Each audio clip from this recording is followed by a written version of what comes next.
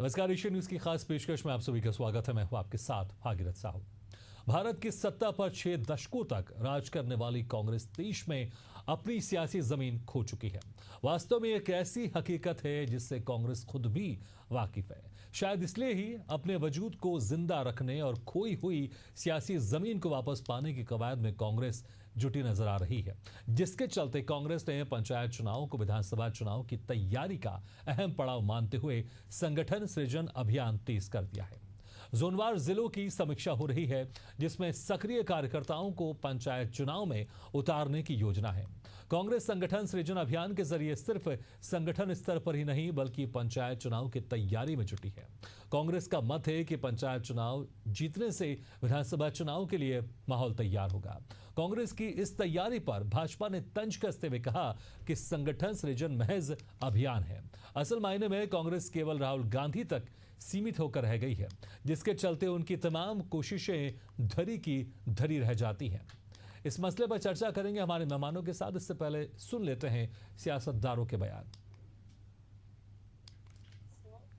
89 के बाद से कांग्रेस सत्ता के लिए उत्तर प्रदेश में तड़प रही है, छटपटा रही है, सारे काम कर रही है, जितने भी कर्म कुकर्म करने हैं सब कुछ कर रही है, लेकिन जो साधना चाहिए, जो त्याग चाहिए, जो सेवा चाहिए, उस पर कोई काम नहीं कर रही। और यही कारण है कि धीरे धीरे कांग्रेस के कार्यकर्ता कांग्रेस को छोड़ के अन्यत्र चले गए। न जाने कितने लोगों ने तो स्वयं की अपनी पार्टी बना ली और कितने लोग रेडी और ठेला लगा रहे हैं, लेकिन कांग्रेस में सुधार नहीं हुआ। One man show, one single man army Rahul Gandhi इस कांग्रेस को दौड़ा रहे हैं, जिनके पास ना तो विचार है, ना नीयत है और ना नीति है। संगठन हमेशा त्याग से चलता है, संगठन तपस्या से चलता है, संगठन विचार से चलता है।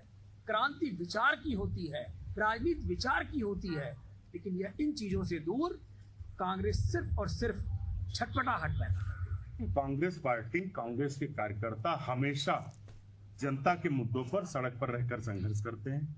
हमारे नेता श्री राहुल गांधी जी ने 10,700 किलोमीटर की भारत जोड़ो यात्रा कन्याकुमारी से कश्मीर तक, मणिपुर से मुंबई तक निकाल के ये संदेश दिया कि हम संविधान, जनता के मुद्दे, दलितों पिछड़ों का जो हक, उसके लिए लड़ाई लड़े। तो लोग कांग्रेस पार्टी से लगातार जुड़ रहे हैं। कांग्रेस पार्टी पंचायत चुनाव में पूरी ताकत से चुनाव में जाएगी।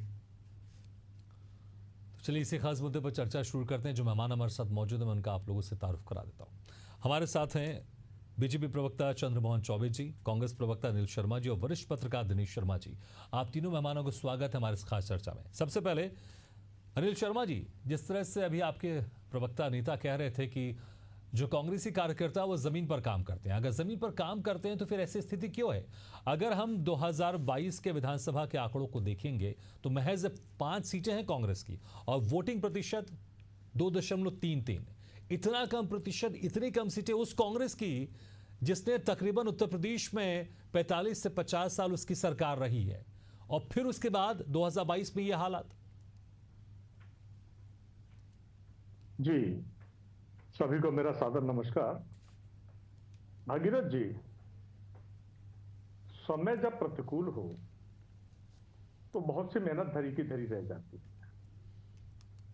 जनता में जिस प्रकार का माहौल बनाया जाता है, कभी जाति को लेकर, कभी धर्म को लेकर, कभी संप्रदाय को लेकर, जनता भावुक है। बहुत भोली जनता है उत्तर प्रदेश की, कई भाषाओं का प्रदेश है ये।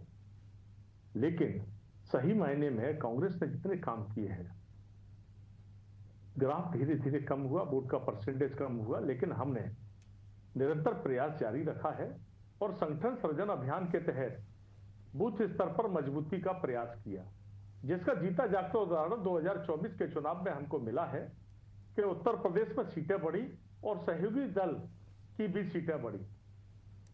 क्योंकि हमने केवल एक सीट पर चुनाव नहीं लड़ा, हमने पूरी 80 की 80 सीटों पर चुनाव लड़ा, जहां हमारे कांग्रेस के सिंबल पर प्रत्याशी थे या सहयोगी पार्टियों के प्रत्याशी थे। हमने हर एक को अपना प्रत्याशी मानकर लड़ाने का काम किया और उसकी वजह से पूरे प्रदेश में जो बदलाव की बयार दिखी, अब उसका दूसरा रिजल्ट देखने को मिलेगा 2027 में। अभी पंचायत चुनाव है, पंचायत चुनाव में हम मेहनत कर रहे हैं। संगठन संजान के तहत हम एक एक बूथ पर मेहनत कर रहे हैं, एक एक मोहल्ले, एक एक गांव, एक एक ग्राम पंचायत पर मेहनत कर रहे हैं। और उसमें पूरे प्रदेश में प्रत्येक जनपद वार, महानगर और जिला वार कोऑर्डिनेटर बनाए गए हैं। और कोऑर्डिनेटर ज्यादा से ज्यादा अनिल जी, अभी आपने 2024 का जिक्र किया, वहां पर आपने सहयोगी पार्टियों का जिक्र किया, और जिस तरह से आपने कहा कि हम सिर्फ हमारे नहीं, सहयोगी पार्टियों की भी सीटें बढ़ी। और अगर हम देखें तो 1950 में आपका मुख्यमंत्री रहा उत्तर प्रदेश में, उसके बाद आप लोग की सरकार नहीं रही है। क्या आप लोग खुद की सरकार बनाने के बदले बीजेपी को हराने पर ज्यादा फोकस रखते हैं, इसलिए आप लोग गठबंधन की जिस तरह से राजनीति में आए, उसके बाद धीरे धीरे आपकी पार्टी उत्तर प्रदेश में कमजोर होती गई, और अभी भी आपने 2024 का जिक्र किया, उस वक्त भी जब आपका गठबंधन रहा है तब आपकी थोड़ी सी सीटें वहां पर बढ़ी हैं। देखिए, 1989 के बाद उत्तर प्रदेश में कांग्रेस की सरकार नहीं, ये बिल्कुल सत्ता है। हमारा प्रयास किसी पार्टी को हराने का नहीं है। पहली बात, हमारा प्रयास खुद में मजबूत होने का है। जहां भी हमारी जमीन कमजोर हुई, उस जमीन को मजबूत करने का काम कांग्रेस पार्टी कर रही है। संगठन से लोगों को जोड़ने का काम करे। आज जनता देख रही है कांग्रेस की तरफ। जातिवाद की राजनीति हम नहीं करते, धर्मवाद। चलिए, बहरहाल हालांकि ये वक्तव्य आपका मैच नहीं करता है, क्योंकि जातिगत जनगणना को लेकर जिस तरह से राहुल गांधी बिल्कुल खम ठोक के मैदान में थे, और आप अक्सर, आपके नेता कई बार कह चुके हैं कि हमारा जो उद्देश्य है सबसे पहले बीजेपी को हराना है, हम चाहते हैं बीजेपी को रोकना। बहरहाल ठीक है, आऊंगा दोबारा आपके पास से। चंद्रमोहन जी, देखिए, जिस तरह से अब संगठन सृजन अभियान के तहत यहां पर कांग्रेस अपने आप को और मजबूत करना चाहती है, हालांकि जो प्रतिशत है वोटों का वो कम रहा है, लेकिन लोकसभा चुनाव में सत्यता ये भी है कि वोटिंग प्रतिशत जो विधानसभा चुनाव में 2.33 था, ये लोकसभा चुनाव में 9.46 रह गया है। तो ज्यादा अच्छा, बेहतर प्रदर्शन किया है कांग्रेस ने लोकसभा चुनाव में, और अब पंचायत चुनाव को लेकर कांग्रेस अपने संगठन को और मजबूत कर रही है। आप लोग के लिए चुनौती हो सकती है? नहीं, देखिए, किसी को भी अपना संगठन का विस्तार करने, उसको शक्ति देने, उसमें ऊर्जा भरने का अधिकार होता है, और कांग्रेस को भी अपना अधिकार है। लेकिन किसी भी संगठन को या दल को या पार्टी को मजबूत करने का काम उसके कार्यकर्ता करते हैं, और कार्यकर्ताओं को जानते हैं ऊर्जा और शक्ति कहाँ से मिलती है। उसके नेतृत्व से मिलती है, उसकी नीति से मिलती है, उसके नियत से मिलती है। लेकिन कांग्रेस पार्टी के पास क्या आपको लगता है कि नेतृत्व बचा है, नियत बची है, या उसकी स्वयं की नीति बची है? ये कहाँ खड़े हैं? अभी ये जा रहे हैं, लोगों से कह रहे हैं कि हम संगठन मजबूत कर रहे हैं, लोगों को हम पंचायत चुनाव लड़वाएंगे, उनको हम सशक्त करेंगे। लेकिन लगता है कि अनिल जी अभी भूल गए कि अभी ही आम लोकसभा चुनाव के बाद जब उपचुनाव 10 विधानसभा सीटों की हुई थी, और इनके नेता और इनके कार्यकर्ता जो है 10 सीटों पर नहीं तो कम से कम 5 सीटों पर पूरी तगड़ी तैयारी के साथ, पूरी ऊर्जा के साथ, शक्ति के साथ इन लोगों ने तैयारी की थी। लेकिन क्या हुआ? जिस बैसाखी के दल पर ये उत्तर प्रदेश में खड़े हैं, उस बैसाखी के शीर्ष नेता ने इनके शीर्ष नेता को फोन करके कहा कि ऐसा है, अपने जितने ये प्रत्याशी आपके दावेदार हैं इन सबको साइड कर दो, नहीं तो गठबंधन अभी हम तोड़ देंगे। जो हमारे बैसाखी पर हो हम बैसाखी हटा लेंगे। और आपको बता दे कि कांग्रेस पार्टी उपचुनाव के 10 सीटों में से 1 सीटों पर भी नहीं लड़ती है। तो आप सोचिए कि इनके कार्यकर्ताओं की क्या मनोदशा रही होगी, इनके कार्यकर्ताओं का मनोबल क्या गिरा नहीं होगा। जिन लोगों ने ऊर्जा और शक्ति लगाकर चुनाव प्रचार किया, जो लोग अपने आप को दावेदारी पेश कर रहे थे, जो लोग जाकर आम मतदाताओं से, आम जनता से मिल रहे होंगे, और अचानक उनसे कह दिया जाता है कि ये शांत बैठो, शीर्ष नेतृत्व तो कह रहा है कि अभी घर पे बैठना है, चुनाव नहीं करना है। जिस बैसाखी पे खड़े हो, गलत बयानी कर रहे हैं आप। कांग्रेस के नेतृत्व में इस तरह की कोई बात नहीं है कि एक कार्यकर्ता गठबंधन प्रत्याशी के लिए काम करता नजर आया। इस तरह की गलत बयानी ना करें, कम से कम चैनल पर बैठकर झूठ ना बोले। आप किसी के बारे में जानते नहीं तो गलत बोलने का अधिकार आपको नहीं है। कार्यकर्ताओं का मनोबल बढ़ाया कि गिराया? अरे भाई, 1 सीट ही कम से कम लड़ लेते। झूठ प्रसारित करने का काम, जनता में झूठ फैलाने का काम और चैनल पर झूठ बोलने का काम भाजपा का है।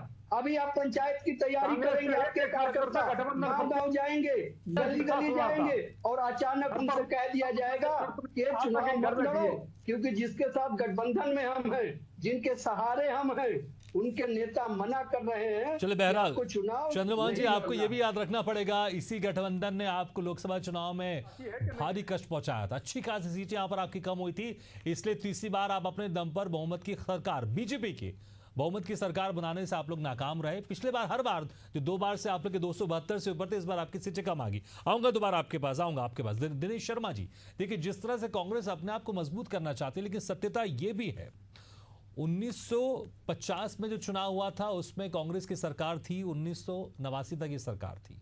उसके बाद कांग्रेस कभी सरकार नहीं बना पाई उत्तर प्रदेश में। वो कांग्रेस जिसके देश में 6 दशक तक सरकार रही, उत्तर प्रदेश में तकरीबन 50 दशक में सरकार रही, लेकिन अब ऐसी स्थिति आ गई, हालांकि लोकसभा चुनाव में बेहतर प्रदर्शन रहा, लेकिन कांग्रेस जो जिस तरह से संगठन अभियान के तहत यहां पर अपने आप को मजबूत करना चाहती है, कितनी बड़ी चुनौती आप यहां पर देखते हैं और कांग्रेस को यहां पर कितने बड़े स्टेप्स लेने पड़ेंगे ताकि उत्तर प्रदेश में एक बार फिर से कांग्रेस मजबूती के साथ खड़े रहे, ना कि किसी सहारे के साथ। जी, जिस पंचायत राज अधिनियम को कांग्रेस के प्रधानमंत्री राजीव गांधी बड़े जोर शोर से और बहुत उत्साह के साथ, बड़ी संभावनाओं के साथ लाए थे, पंचायत राज अधिनियम ये राजीव गांधी लाए थे। जो आज पंचायत में आप जो चेहरे देख रहे हैं, जो परिवर्तन देख रहे हैं, ये राजीव गांधी की देन है। वही कांग्रेस पंचायत चुनाव से इतनी डरी है कि अमेठी, सुल्तानपुर और रायबरेली में तो वो अपना इसको बांस से भी नहीं छूती है। चाहे वो जिला पंचायत के चुनाव हो, चाहे वो उनके पंचायतों के और ग्राम प्रधान के चुनाव हो, कांग्रेस बहुत दूर रहती है। कांग्रेस ये चुनाव लड़ती ही नहीं है। उसका परिणाम यह है कि कांग्रेस बिल्कुल साफ है।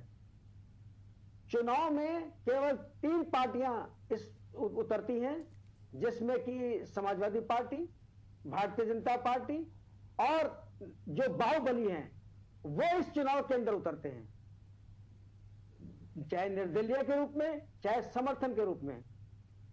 कांग्रेस का तो दूर दूर तक नाम नहीं है। जो इन्होंने आज जो शुरू किया है ये अभियान, इसकी उपयोगिता तब सामने होती, तब हम दावे से ये बात कह सकते थे कि हां, कांग्रेस कहीं मौजूद रहेगी। कांग्रेस बहुत दूर है, कांग्रेस बहुत दूर जा चुकी है।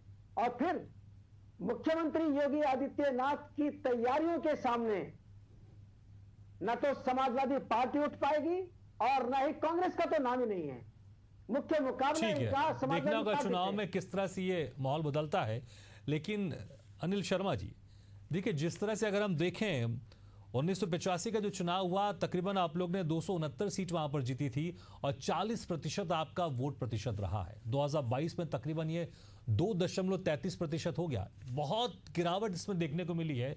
और अभी भी जिस तरह से बीजेपी के प्रवक्ता कह रहे थे कि जो आपके बैसाखी के साथ आप लोग ने लोकसभा चुनाव लड़ा था और पंचायत चुनाव में क्या आप अपने पूरे हर जगह अपने दम पर चुनाव लड़ेंगे या फिर यहां पर भी सपा के साथ आप लोग गठबंधन होगा? क्योंकि जब तक गठबंधन होगा, आपको लगता है कि आप उतनी मजबूती के साथ फिर से हो सकते हैं जैसे पहले थे? अगर हमने देखा, बीजेपी को देखिए आप, महाराष्ट्र में एक समय में छोटे भाई की वो भूमिका निभाती थी, अब वहां पर बड़े भाई की भूमिका निभा रही है। लेकिन कांग्रेस जहां बड़े भाई की भूमिका निभाती थी, अब वहां पर छोटे भाई की भूमिका भी नहीं निभा पा रही है।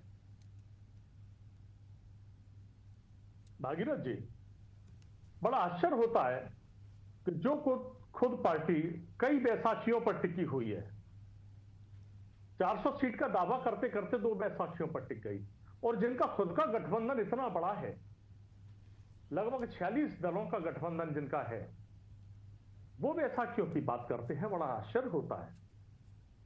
अभी हमारे भाई दिनेश शर्मा जी कह रहे थे कि कांग्रेस ने चुनाव, पंचायत का चुनाव कभी लड़ा नहीं। शायद दिनेश शर्मा जी रायबरेली या अमेठी का जो बात करते हैं, उन क्षेत्रों में निकलकर नहीं गई।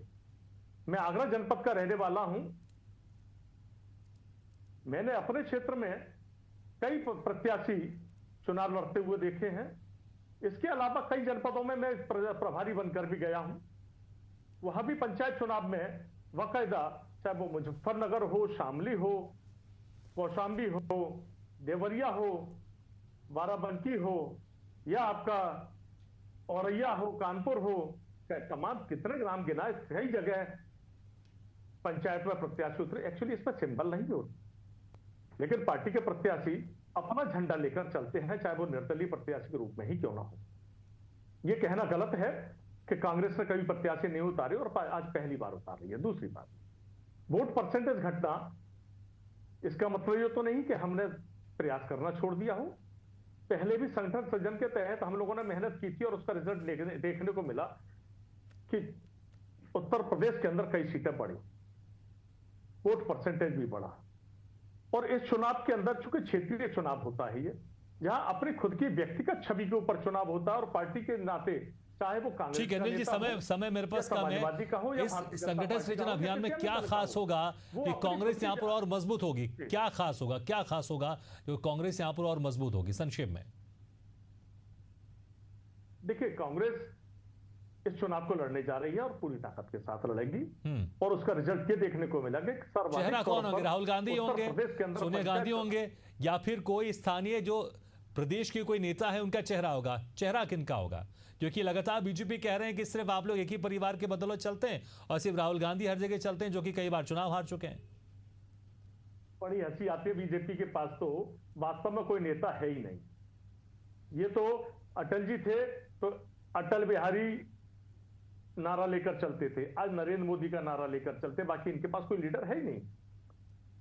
हमारे पास हर क्षेत्र में नेता है, हर क्षेत्र में कार्यकर्ता है। चलिए, समय कम है, लेकिन बहरहाल मुझे लग रहा है अगर कोई जीत रहा है तो उसका झंडा लेकर हर कोई चलता है, लेकिन अगर कोई हार रहा है उसका झंडा लेकर अगर कोई जा रहा है तो फिर सवाल उसमें उठते हैं। ठीक है, मैं आऊंगा दोबारा आपके पास अगर समय रहेगा तो। चंद्रमोहन जी, देखिए, इसमें कोई शक नहीं है, जिस तरह से 2024 के लोकसभा चुनाव में कांग्रेस गठबंधन अच्छा बेहतर रहा, आप लोग से ज्यादा सीटें आई, आप लोग अच्छी खासी सीटों का यहां पर नुकसान हुआ और कांग्रेस के प्रतिशत में बढ़ोतरी भी हुई। अगर कुछ अभियान चल रहा है तो कांग्रेस और बेहतर स्थिति में जा सकती है, लेकिन आप कह रहे थे कि अभियान तो सिर्फ अभियान है, बाकी जमीन में कुछ दिखाई नहीं देगा। भगीरथ जी, अभी आप 24 की बात कर रहे हैं तो आपको ध्यान होगा कि 24 में इन लोगों ने झूठ, भ्रम और अफवाह फैलाया था।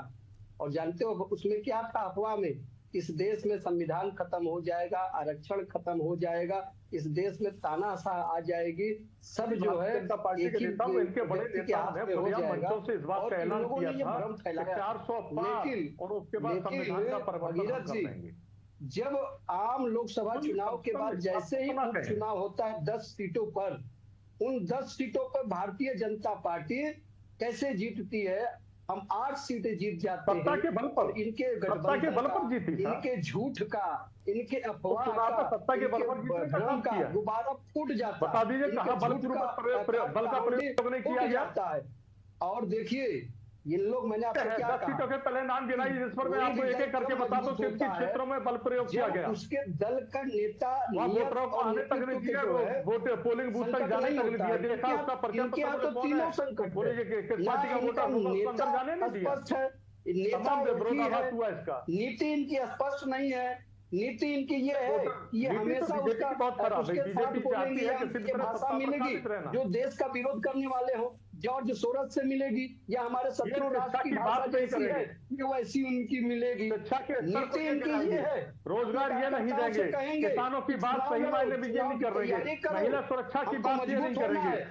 ठीक है जी, तमाम सवाल आपके हैं, लेकिन जो आपकी बातें फिलहाल अभी जनता उस तरह से नहीं सुन रही जिस तरह से बीजेपी सरकार की सुन रही है, क्योंकि तीसरी बार भी एनडीए की सरकार बनी है। और आप अगर उत्तर प्रदेश की बात कर लें, सीटें जरूर बढ़ी है लोकसभा चुनाव में, लेकिन अभी भी आप वोटिंग प्रतिशत में बहुत पीछे हैं वहां पर। ठीक है, दिनेश शर्मा जी, यहां पर कांग्रेस के लिए कितनी बड़ी चुनौतियां हैं और रणनीति में क्या फेरबदल ऐसा कांग्रेस अगर इस बार संगठन सृजन अभियान के तहत करती है तो कांग्रेस को यहां पर बढ़त मिल सकती है उत्तर प्रदेश में?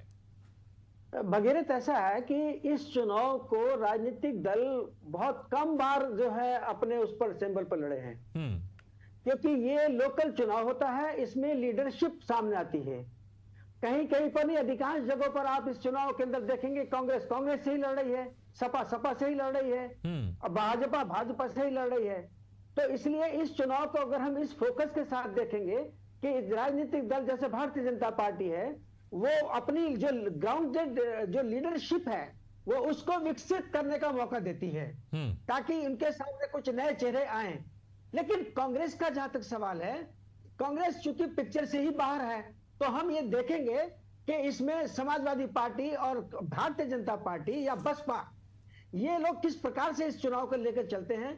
फिलहाल इस समय मैं फिर उसी बात को दोहराऊंगा, क्या नाम है, भाजपा ने और खास तौर से योगी आदित्यनाथ जी ने इस चुनाव की इतनी जोरदार तैयारी की है, उसका अक्स आपको 2027 के लिए नजर आएगा। ठीक है, देखना होगा 2027 में क्या होगा। अनिल शर्मा जी, समय कम है, लेकिन एक सवाल जो मैंने पूछा था आपने जवाब नहीं दिया।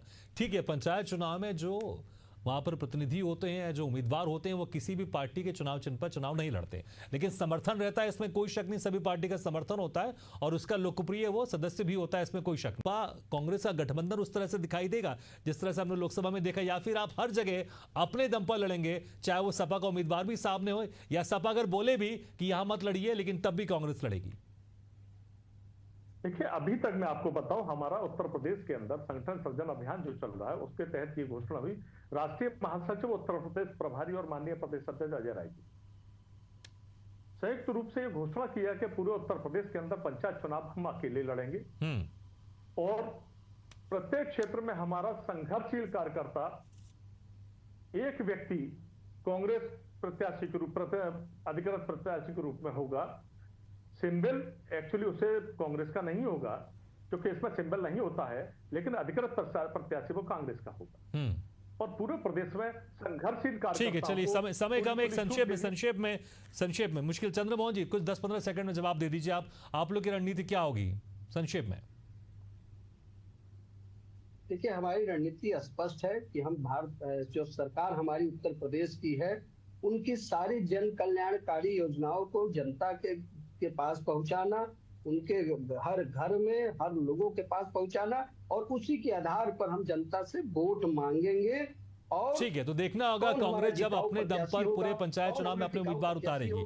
हालांकि प्रत्याशी चुनाव चिन्ह पे नहीं जानते पार्टी के, लेकिन वो आधिकारिक तौर पर एक तरह से रहते ही हैं या फिर समर्थित रहते हैं। तो देखना होगा आपकी रणनीति किस तरह से इनको यहां पर धूल चटाती है या फिर कुछ नुकसान होता है, आपको ये भी देखना होगा। बहुत बहुत शुक्रिया आपसे मेहमानों का, चंद्रमोहन जी, अनिल शर्मा जी, दिनेश शर्मा जी, शुक्रिया हमारे इस खास चर्चा में शामिल होने के लिए। तो जिस तरह से तकरीबन 40 साल से ज्यादा उत्तर प्रदेश में कांग्रेस की सरकार नहीं है, अगर देखें 2022 में महज 2.33% का वोटिंग प्रतिशत रहा है कांग्रेस को, लेकिन अब कांग्रेस को लगने लगा है कि अगर और मजबूती के साथ इस देश में खड़ा होना है तो राज्यों में अपने आप को मजबूत करना होगा। गठबंधन राजनीति से तर अपनी पार्टी को अकेले उम्मीदवारों के साथ खड़ा करना पड़ेगा, क्योंकि अगर अकेले उम्मीदवार होंगे तो पार्टी और ज्यादा मजबूत होगी। लेकिन देखना होगा ये स्ट्रेटेजी यहां पर कांग्रेस को काम आती है या फिर इससे नुकसान होता है। इसी के साथ हमारे खास पेशकश में फिलहाल इतना, लेकिन खबरों का सिलसिला लगातार जारी, आप देखते रहिए एशियन न्यूज़।